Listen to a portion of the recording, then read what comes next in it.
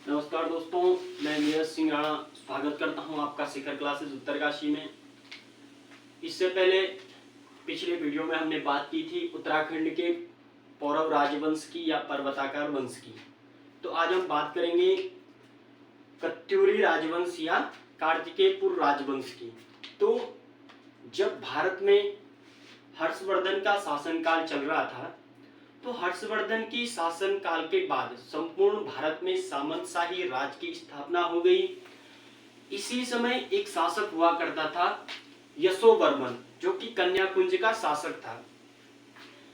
इसी यशोवर्मन ने अपना एक सामंत नियुक्त किया था, जो था बसंत देव। तो जब इस यशोवर्मन, जो कि कन्याकुंज का शासक हुआ करता था, हर्षवर्धन के बाद ये भी एक स्वतंत्र शासक हो गया, क्योंकि ये भी हर्षवर्धन का ही एक सामंत था। कन्याकुंज का शासक था, लेकिन हर्षवर्धन का ही एक सामंत था। हर्षवर्धन की मृत्यु के बाद ये एक स्वतंत्र शासक बन गया और इसने उत्तराखंड के अंदर एक अपना सामंत शासक नियुक्त किया था, जिसका नाम था बसंत देव। अब यशोवर्मन पर कश्मीर का जो राजा था ललितादित्य मुक्तापीड़, उसके आक्रमण के बाद यशोवर्मन युद्ध में हार गया। और यशोवर्मन जैसे ही युद्ध में हार गया, तो जो उसने उत्तराखंड में अपना एक सामंत नियुक्त किया था बसंत देव, वो बसंत देव यशोवर्मन की हार के बाद एक स्वतंत्र सत्ता स्थापित करेगा और कार्तिकेयपुर राजवंश की स्थापना करेगा। ठीक है, तो कार्तिकेयपुर राजवंश उस टाइम में जब बसंत देव ने इसकी स्थापना की थी, ये अपना एक स्वतंत्र शासक हो गया था, तो उस टाइम पे इनकी राजधानी जोशीमठ हुआ करती थी। तो कुछ समय बाद नरसिंह देव द्वारा जोशीमठ से राजधानी जो है वो परिवर्तित कर दी गई। ठीक है, और जो कि कहां, बैजनाथ बागेश्वर में स्थापित की गई। अब बात करते हैं कि ये जो राजा थे, इनके हमें स्रोत कहां से पता चलते हैं, इनके जो अभिलेख है वो कहां से पता चलते हैं। तो इनके जो स्रोत हैं,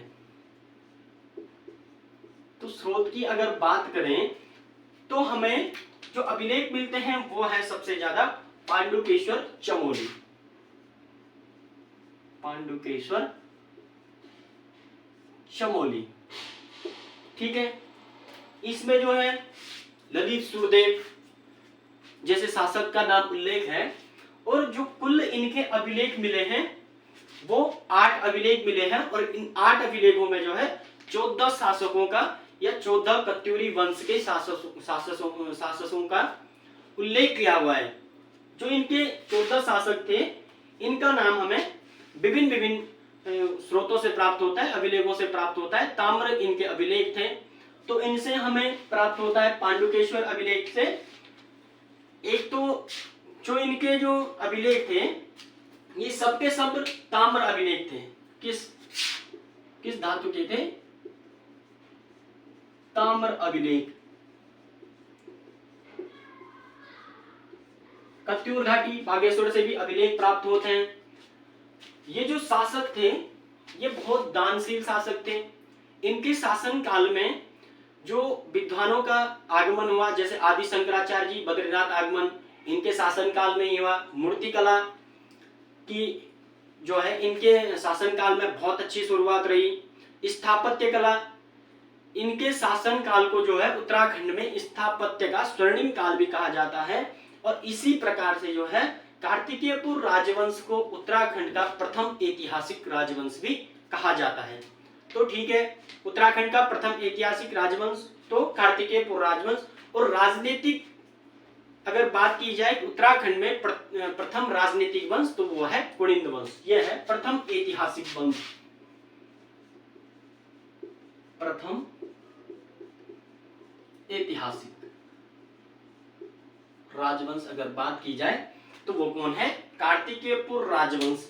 ठीक है, हमें पांडुकेश्वर से जो अभिलेख मिलते हैं, जो कि चमोली में स्थित है, इसमें तो है 2 ललित सुरदेव के, 2 है ललित सुरदेव के, एक है पदमट देव के, और एक है सुभिक्षराज देव। सुभिक्षराज देव। ये जो पांडुकेश्वर से अभिलेख हैं, ये तो दो तो इसमें ललितसुर देव के हैं, जो कि इस कत्यूरी राजवंश का सबसे प्रतापी शासक हुआ करता था। कौन? ललितसुर देव।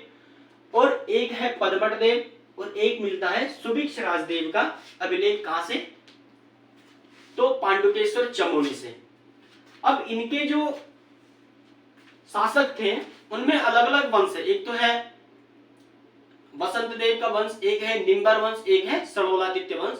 तो अब बात करते हैं कौन कौन से राजा उसमें रहे हैं, तो उसकी बात करते हैं। ये देख लिया आपने पांडुकेश्वर में किस किस राजाओं के जो है हमें अभिलेख मिले हैं, किस प्रकार से जो है यहाँ पर वसंत देव ने एक कार्तिकेयपुर राजवंश की स्थापना की थी।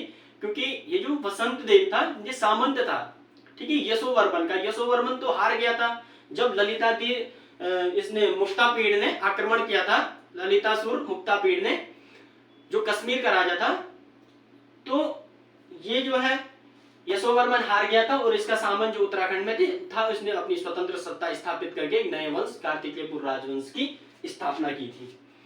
तो अब हम बात करते हैं कि इनके जो शासक हैं वो कौन कौन से थे। वसंत देव के वंशज कौन कौन से थे, निम्बर वंश के शासक कौन कौन थे और सलोलादित्य वंश के शासक कौन कौन थे। एक तो था इसमें वसंत देव,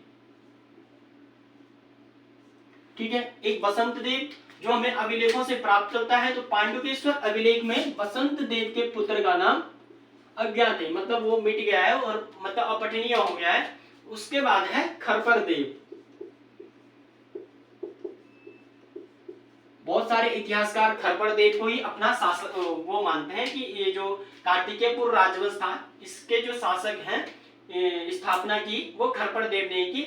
लेकिन हम जो है प्रामाणिकता ज्यादा वसंत देव को ही मिलती है। यूके ट्रिपल एसी में भी वसंत देव को ही प्रामाणिकता दी जाती है।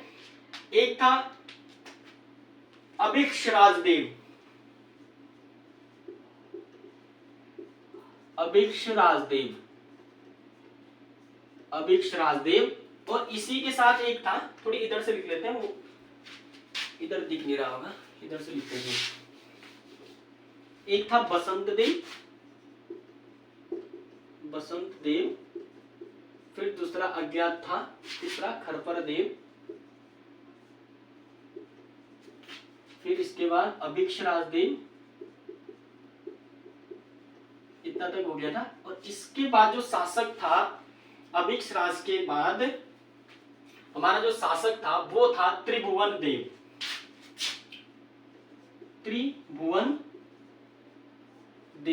ये हो गए वसंत वंश वाले जो वसंत देव के शासन काल में शासक हुआ करते थे। उसके बाद है निम्बर वंश, जिसका संस्थापक माना जाता है निम्बर देव को। निम्बर वंश का संस्थापक एक तो था निम्बर देव जो निम्बर वंश के शासक थे। निम्बर देव के बाद इष्टगण देव के बाद था हमारा ललितसुर देव, जो कि सबसे प्रतापी शासक था। ललितसुर देव। इसके बाद था भूदेव, ठीक है। ये मतलब ये वंशानुगत थे। इष्टगण का बेटा ललितसुर देव का भूदेव। और जो ये निम्बर देव था इसे शत्रुहंता के नाम से भी जाना जाता था। निम्बर देव जो था इसे शत्रुहंता के नाम से भी जाना जाता था। किस नाम से? शत्रुहंता। अब तीसरा हमारा जो इसी कार्तिकेयपुर राजवंश में तीसरा जो वंश आता है वो आता है सलोलादित्य वंश। सलोलादित्य वंश, इसके संस्थापक सलोलादित्य को ही मानते हैं। इसमें शासक थे सलोलादित्य और एक था इक्षण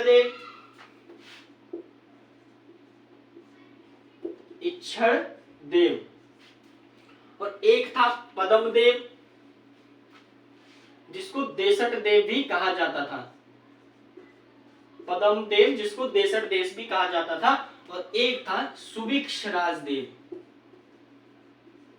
सुभिक्ष राजदेव, तो यह है इनके शासक। एक था बसंत देव, उसका पुत्र, उसका नाम उस पांडुकेश्वर अभिलेख में जो है मिट गया है। और एक था खरपर देव, अभिराज और त्रिभुवन देव। निम्बर वंश में थे निम्बर देव, इष्टगण देव, ललित सुरदेव, भूदेव। और ये जो ललित सुरदेव था, ये कार्तिकेयपुर राजवंश का या कत्यूरी वंश का सबसे प्रतापी शासक माना जाता है ललित सुरदेव को। ठीक है। और एक सलोड़ादित्य जो बनता है, इसमें सलोड़ादित्य, इक्षरदेव, पद्मदेव और सुभिक्ष राजदेव, ये इनके शासक माने जाते हैं। ठीक हो गया। अब राजधानी की हमने बात की थी कि इनकी जो प्रारंभिक राजधानी थी वो थी जोशीमठ में। इसके बाद इनकी राजधानी जो है नरसिंह देव द्वारा कत्यूर घाटी बागेश्वर में स्थानांतरित की गई बैजनाथ में। तो अब हम राजधानी की बात करते हैं। ये शासक हो गए। अब राजधानी की अगर बात की जाए,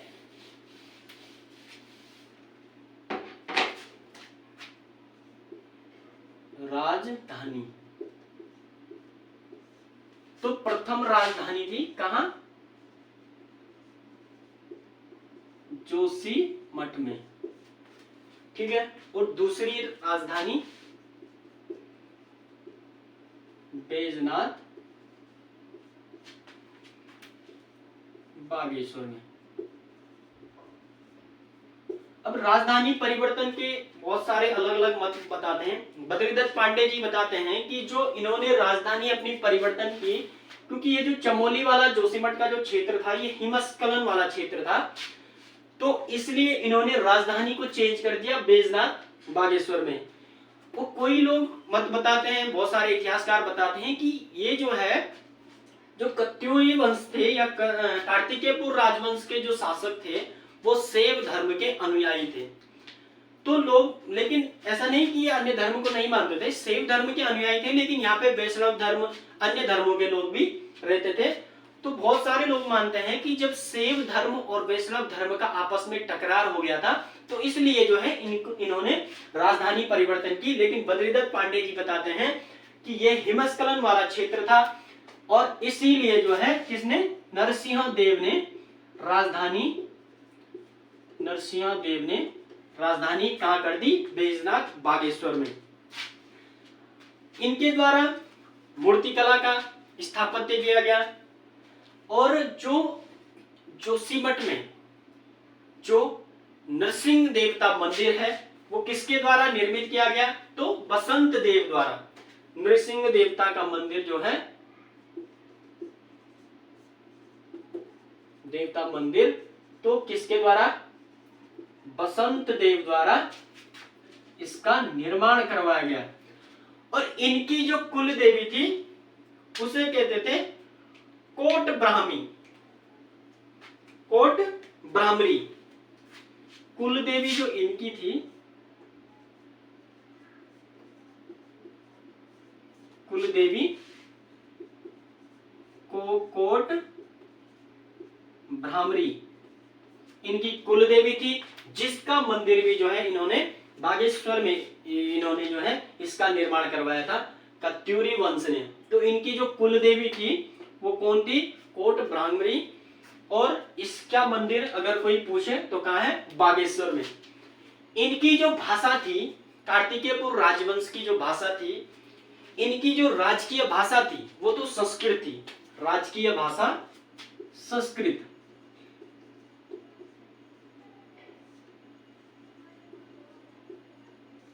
इनकी जो राजकीय भाषा थी वो थी संस्कृत, और जो इनकी उपभाषा थी वो थी पाली भाषा।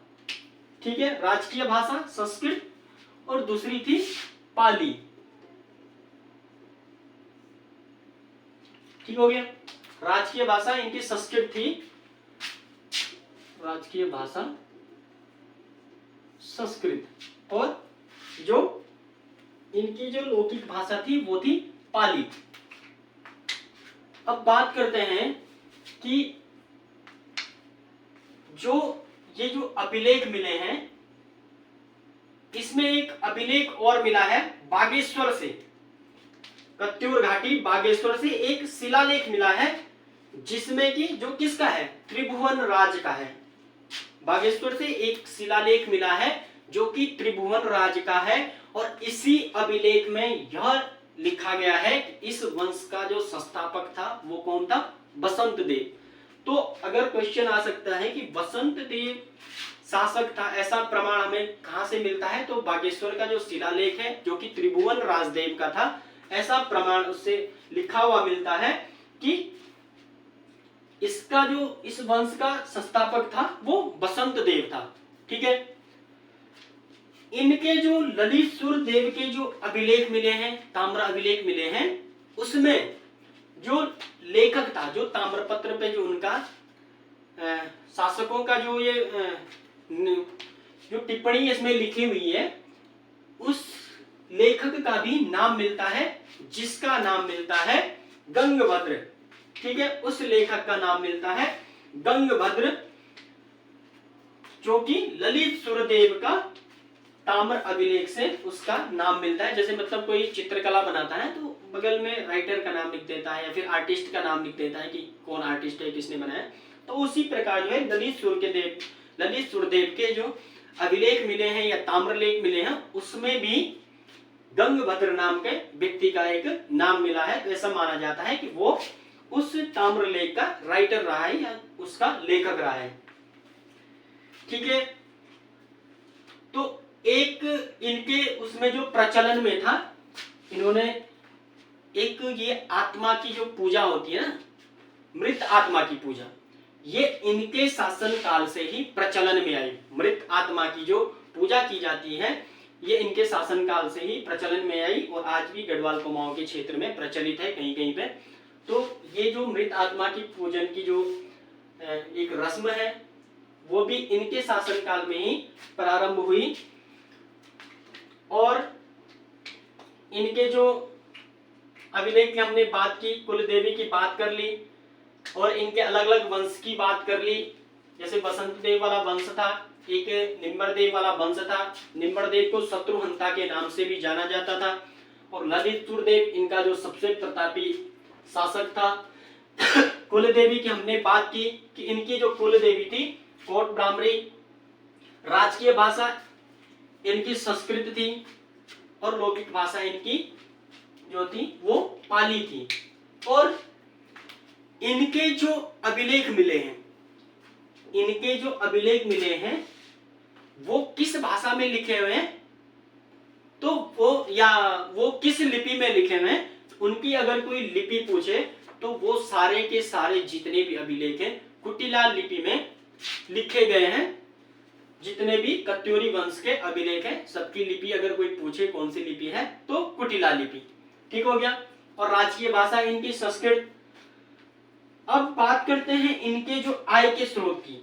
इनके जो आय के स्रोत थे वो क्या थे, हमने बात की कि इनके टोटल 8 अभिलेख मिले और 14 शासकों का नाम मिला, और इनमें से जो प्रमुख शासक थे, एक तो ललित सुरदेव जो प्रतापी शासक था, निम्बरदेव शत्रुहंता इसे कहा जाता था, बसंत देव जो इसका संस्थापक था, भूदेव जिसके हमें वो मिले अभिलेख मिले हैं, और त्रिभुवन देव जिसका बागेश्वर में एक अभिलेख मिला है, और जिस अभिलेख में यह लिखा हुआ है कि इस वंश का संस्थापक बसंत देव था। तो बसंत देव के जो राजा होने के प्रमाण है बागेश्वर के अभिलेख से मिलते हैं, जो त्रिभुवन देव का अभिलेख था। अब हम बात करते हैं इनके आय के स्रोत की। तो आय की स्रोत जो हम ये देखेंगे आय के स्रोत की,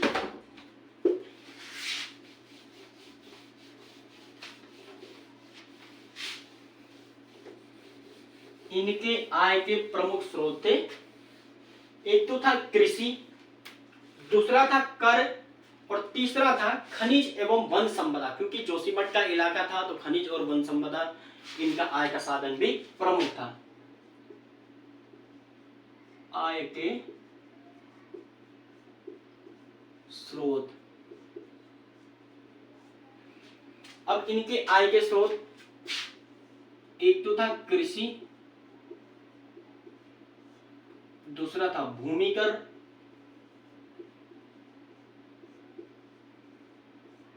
और तीसरा था खनिज एवं वन संपदा। खनिज एवं वन संपदा, ठीक हो गया। और जो भूमिकर था वो जो कृषि में इनके अनाज उगाया जाता था उसका 1/6 था, अनाज का 1/6, भूमि का नहीं, जो अनाज पैदा होता था उसका 1/6 भाग वो भूमि कर लिया जाता था इस कत्यूरी राजवंश के शासन काल में। जो इनके प्रमुख आय के स्रोत थे इनकी हमने बात कर ली, पर इनकी एक और मंदिर निर्माण की जो शैली थी वो भी 2 प्रकार की थी। हमने आय के स्रोत की बात कर ली, कृषि, भूमिकर, जैसे भूमिकर वसूलने वाला जो इनका जो अधिकारी होता था उसे ये भोगपति कहते थे, भोगपति। ऐसे ही इनका शासन प्रशासन उतना महत्वपूर्ण नहीं है, क्योंकि इनके शासन प्रशासन जब हम भारत का इतिहास पढ़ेंगे उससे भी मैच करते हैं तो वो भारत के इतिहास में जो है कवर हो जाएगा। तो इस प्रकार से इनके बहुत सारे शासनिक एवं प्रशासनिक व्यवस्थाएं थी। अभी हम बात कर रहे हैं आय के स्रोत की, तो आय के स्रोत थे कृषि, भूमिकर। भूमिकर जो अनाज का 1/6 लिया जाता था, भूमि का नहीं बल्कि किसका, अनाज का 1/6। और तीसरा था खनिज एवं वन संपदा, ठीक हो गया, खनिज एवं वन संपदा इनका मुख्य आय का स्रोत था। इनकी और बात करेंगे कि जो मंदिर निर्माण शैली थी इनकी वो किस प्रकार की थी। मंदिर निर्माण शैली,